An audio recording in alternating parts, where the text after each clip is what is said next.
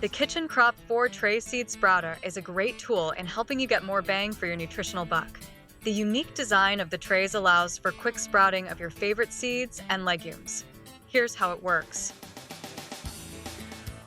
Soak your seeds in room temperature water for 3 to 8 hours depending on the size of the seeds. Then drain the seeds and place in the trays of the sprout. Stack the trays and water with 2 cups of fresh room temperature water.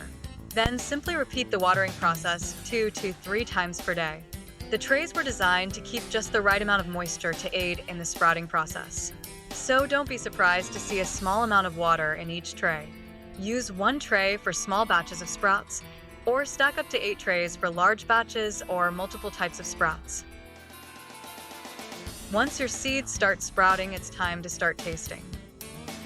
Fresh sprouts are a delicious and healthy addition to salads, sandwiches, smoothies, and more.